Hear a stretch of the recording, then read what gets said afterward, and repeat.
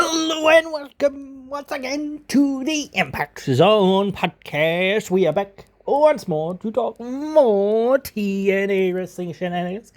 And today we're having our final look at Final Resolution, which is upcoming here. And yes, of course, we'll be doing our review later on after it has gone off the air there, so we'll be here for that. Now, they did reveal a few matches during the week there. I can't remember which. I think they were mostly all on one day, but I'm not 100% sure. Maybe I can't really remember. But again, I didn't really want to cover them individually or whatever, even as a collective, because I felt like, well, might as well wait to make sure that they weren't going to announce anymore, because it did feel like, oh, well, it could be a bit more here or a bit more there or whatever else.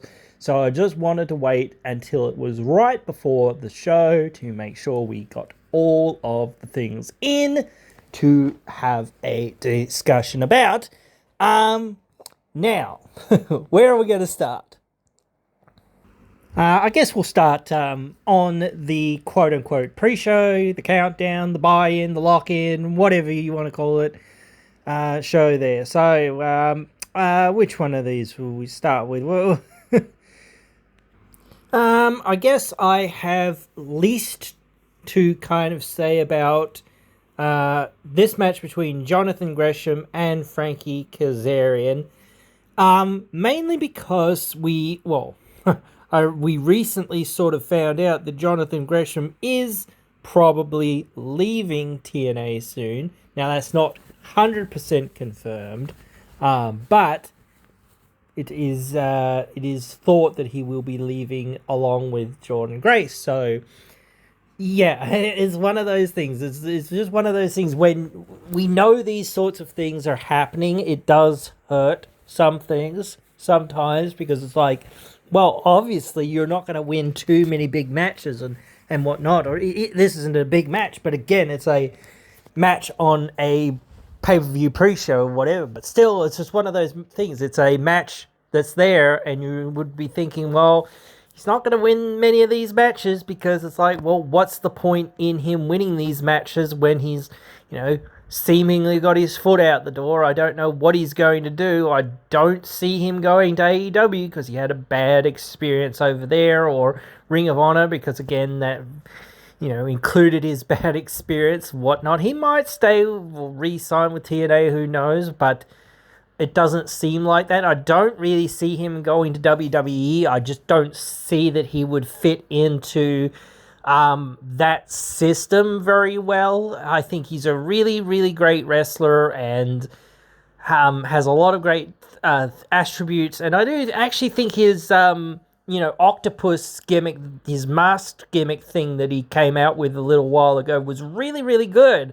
And I think they should have probably just stuck with that a little bit more and done more with that and explored it more and had a bit more to do with that. I don't exactly know why they stopped it where they stopped it, because they could have kept it going just for a little bit longer, at least, and then done a bit more with it or whatever. But yeah, I really think that was kind of cool. I think if he started doing that sort of thing in WWE, maybe then he could work there pretty well. But I really think you need more than just being a good wrestler really to be there. And I do think that if he brought that sort of stuff there, I think, that sort of more creative sort of stuff there, that he could do something. But I don't see it otherwise. Like, it depends what WWE wants and that sort of thing. So yeah, I could see that potentially, but that would be the extent of my thoughts on what he could do over there. The same basic thing. I could see him going to New Japan. I could almost even just see him, like, potentially even just retiring. I don't know if that's what he wants. It depends what he wants as well. But he might, then again, if you do stick around, well, Josh Alexander's leaving, so there's more space in that upper main event for him to sort of fit in, so he could fit himself in there if he stuck around, but I don't know whether he's going to. So unfortunately, right now, for our perspective and our purposes, we don't know that he's going to stick around, and until we sort of know that, well, what are we going to do with the guy? He's not going to win, or I don't feel like he's going to win. So if he does win, perhaps that does tell us something about his status in his future or whatever. But yeah, this match with Frankie, I feel like this is like Frankie. Like before, I felt like Frankie should have won against Santana, like by hook or by crook or whatever and whatnot. But it felt like Frankie's like putting everyone else over already. It's like, well, you've got that briefcase for a reason. It's like one of those things about these call your shot briefcases, in my opinion, as well. It's not always just to get somebody new over, because Frankie is far from new, but he hasn't really been elevated to that world title level realistically. Like he's been in that semi-main event sort of area for a while now, though. But again, it's just one of those things that I do feel like it is one of those tools that you should more or less think about it being a tool to elevate, the younger talent up to that sort of level more often than not, rather than, giving somebody who already has a whole lot more, in terms of their legacy, unless it's to like finish a story, or it's like this is that sort of thing. This is to finish a story or to finish something, or it's to potentially help people later on. So I do feel like Frankie can win this one, but that kind of sucks for Gresham, because it's like, well, it doesn't really bode well for him, because it's like, well, if he loses and he stays, then it's like, well, what, you got to come back after this, so, but that's all right, I guess. Like, they can figure that out at some point, again, by hook or by crook or whatever. And he's not leaving right now, like, and we don't even know that he's leaving literally when Jordan Grace is leaving. We know that he's leaving at some point soon, or potentially leaving at least some point soon in the future. So you've got to hold that above there and have that asterisk and think, okay, until we know more, or until we know otherwise, well, we just assume he's leaving. But yeah, I do hate that, but it is one of those things. Next on the list, JDC versus Leon Slater. I'm very interested. Effectively, like, JDC is effectively just a jobber a lot of the time. But I am quite interested in this, because it's starting to make me feel like, well, where is this going? In a sense, because it's like, here's Leon, an X Division guy, who's starting to fight through the system. And, well, the two or so people that he could face that are in the system that would be worth his time to face, like as a singles wrestler, are Moose and, somebody who's a former world champion in Eddie Edwards. So, and recently had that, title match against Nick Nemeth. So, you've got that potential there for him to start looking at fighting Moose down the track. I kind of want to see him beat Moose, but I don't know whether it'll happen. But yeah, it won't happen certainly now. It won't happen for several months at least.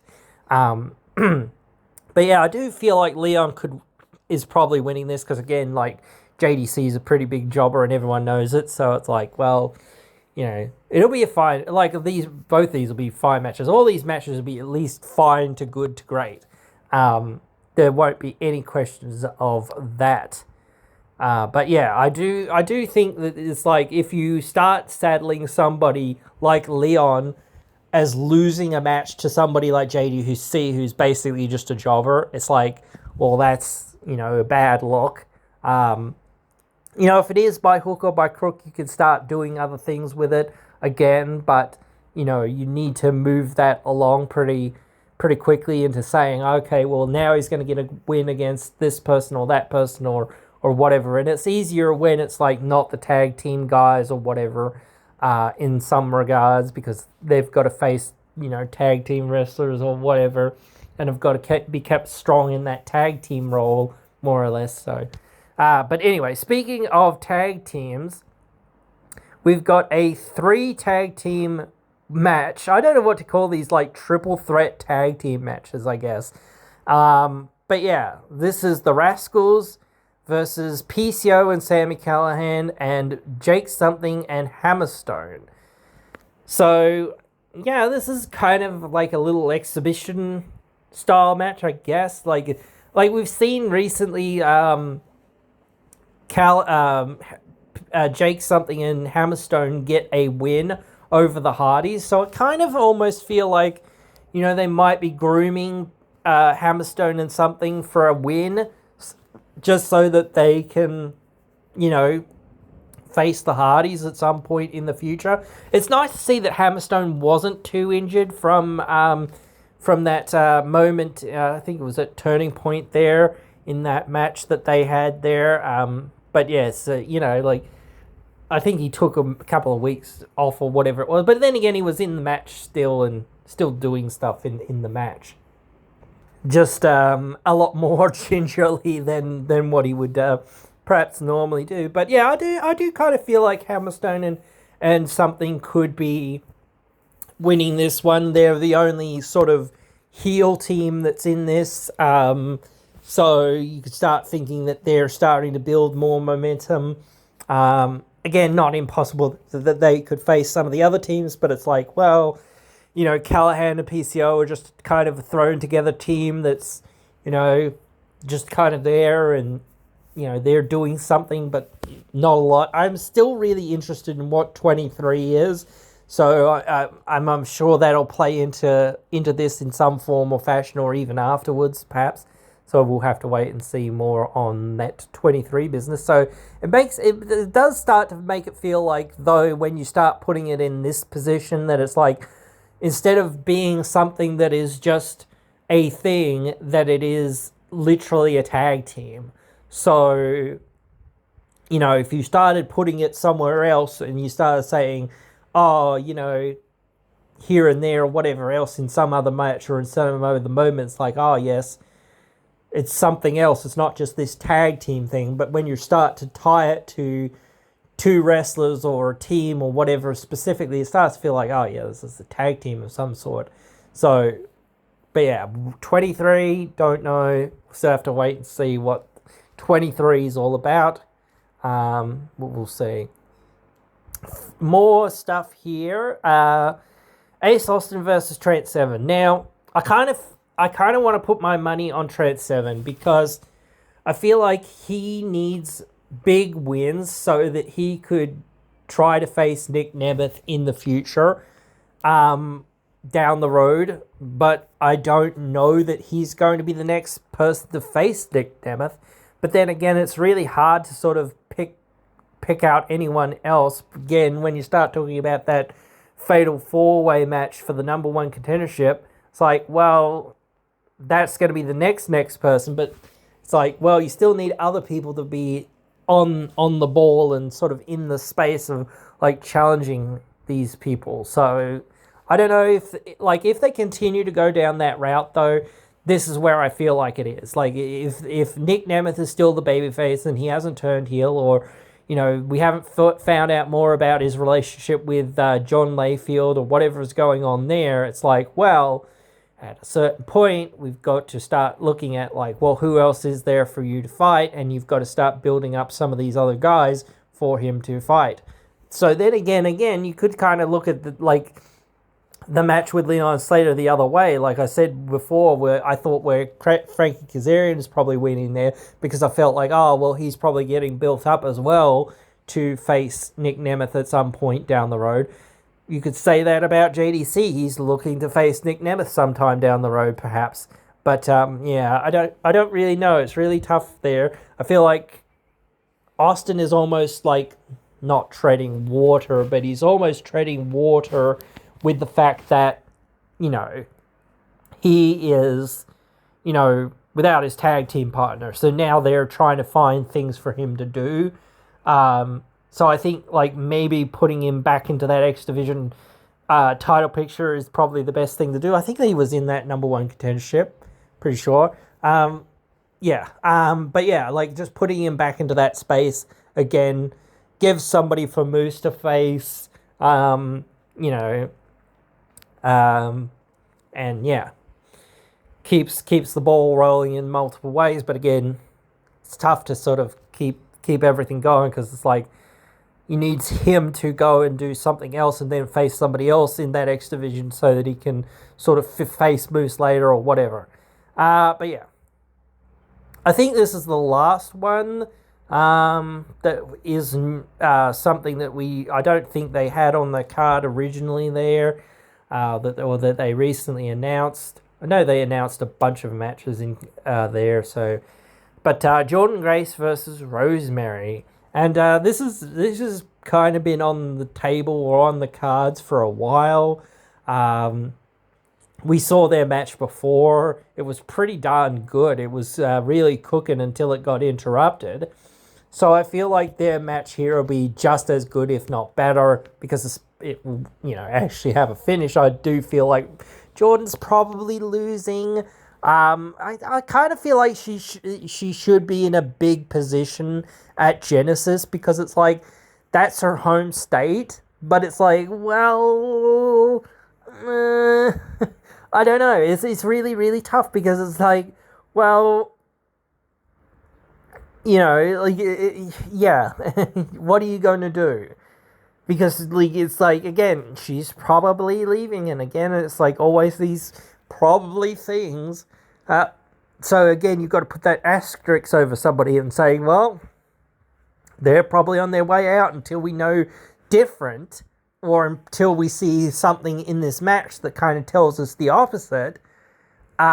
Same with like this recent week on TNA Impact. It was like Tasha Steelz beat her. It was like, well, that sort of signifies this person's on their way out. Like they're putting over some more of these people, which is what they wouldn't do if they were potentially staying at some point. Or, again, it's one of those tough things because it's like, well, she's basically done everything in the division. I mean, like Rosemary's almost pretty much done everything in the division, but she's been around for a long time as well.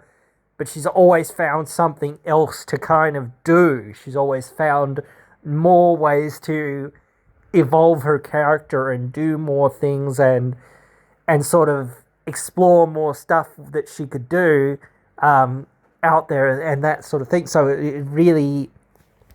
she hasn't really lulled ever and felt like, well, she has been an afterthought in the booking and whatnot, but again, she hasn't really felt like an afterthought. She makes herself feel important and makes herself feel, like she's going to, be a big threat. And that's kind of where I kind of see Slamovich going next at Genesis. But so that's again another reason for her to sort of, beat Jordynne here.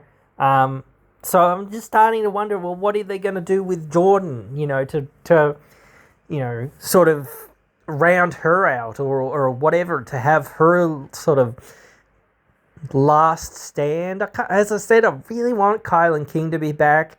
So, but I don't know when that or if that's going to happen this year or not. It's going to be hopeful in some ways, and I kind of want to see what Savannah Evans has to bring to the table. But it's kind of like they continue to like do these things, and it's like, man, come on, what, like Lee Lee and all this. It's like, well, that's kind of been forgotten about for a while.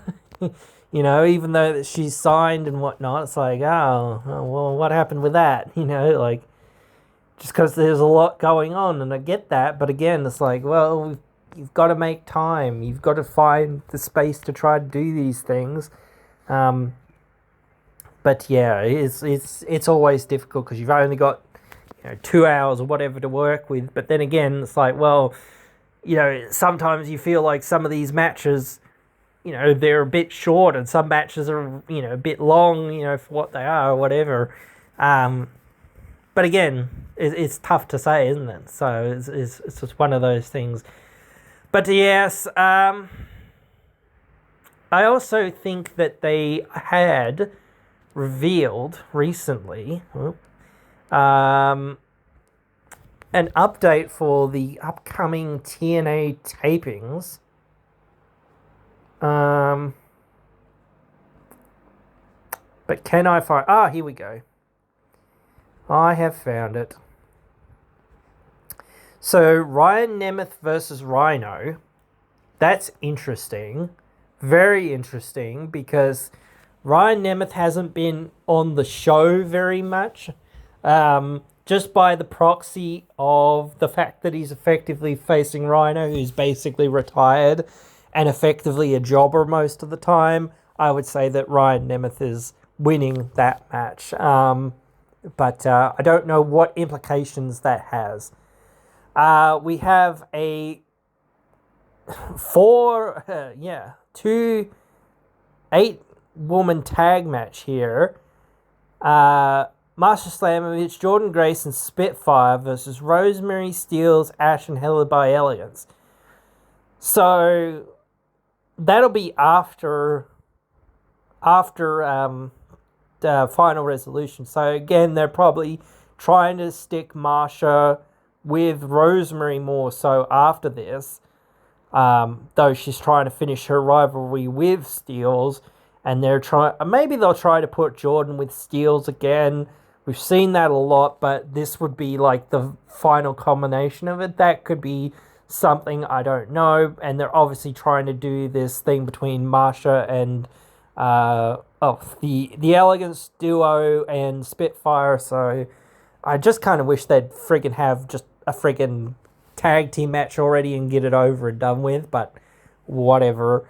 Hardys versus PCO and Callahan, which is interesting in some ways, because that sort of, paints that picture that they're not probably winning the upcoming match because it's just on TV.